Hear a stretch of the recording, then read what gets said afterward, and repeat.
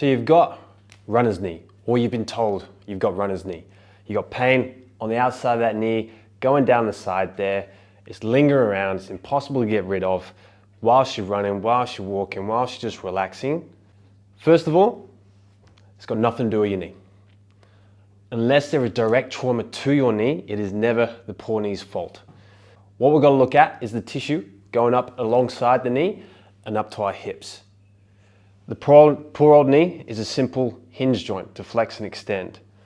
But unfortunately, if our big, strong glutes and our hip stability, hip mobility is not there, poor old knee gets most of that load. So first up, what we want to do, we want to take some tension off the outside of this quad. Your ITB is a wafer-thin piece of connective tissue just designed to keep those quads in place. What we're going to do, get up into your TFL.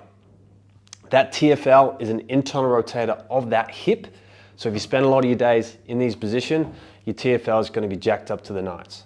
So we need to take that tension off, which is going to bleed down into the ITB, which is then going to help pull some tension off that knee.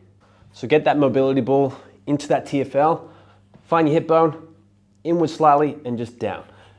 You'll know exactly once you're onto it because you'll get some decent tenderness as you find it, potentially going down that leg and towards that pain in that knee.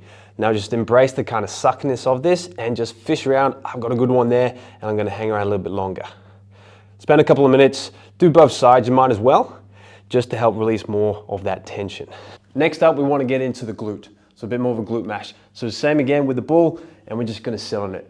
Fish around for those gnarly spots, and again, find where is tender for you. And again, you may feel that kind of referral pain going down. That's exactly what you want to focus on. Another thing you can do, just get your trusty foam roller, rolling out the side of that quad, but careful of just doing the same old up and down. Yeah, that's going to get you a little bit, but what we want to do is go against the grain. So I've got a good spot there, so I found that, and I'm going to pancake it back and forth. So we're going against the lines of those muscle fibers. That's just going to take away some of that tension a little bit easier, get a bit more blood flow coming along. So once all of that is now released, bit of tension away, a bit more blood flow, we want to start getting your glutes popping as strong as they possibly can. And the best way to do that is with a simple glute bridge. Now, glute bridges are very, very common, but we do a little bit of a twist. I want you to find a song with a repetitive word. My favorite go-to is Daft Punk, Around the World. It's a good 7-minute song with a lot of repetitive words, if you know it well. So for your setup, coming down into your glute bridge, but what we want to do is come up onto your big toe. That's going to get much more connection and blood flow to the top of those hamstrings and the bottom of those glutes. That's exactly what we're looking for. But another big thing to be careful of, we don't want to see these legs go out to the side. That's going to go to towards your glute med. We want those legs straight, which is going to be into that glute max. So pop the song on. What you're going to do, come up top of this glute bridge for the duration of the song. But every time I hear the word around the world, I'm going to go down and up, down and up. You'll notice though, I don't relax at the bottom. I don't touch my butt on the floor. I'm keeping the tension on for the duration of the song. That's just going to make it a little bit harder, but also give your brain a lot more time to bring on those biggest glutes and those bigger hamstrings. What you'll tend to find is your quads will do the work to start off with because that's what you're used to, even your lower back.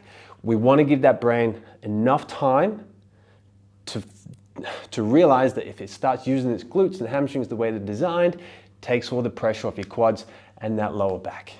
If you do get any kind of lower back pain, just reset, shake it off. Just make sure you tuck the pelvis underneath a little bit more, get a bit more glute function and glute activation. So the combination of releasing the tension down the side of that leg, side of that knee, should take that pain away from the knee. Then we get the glutes coming on, get them popping alongside the hamstrings.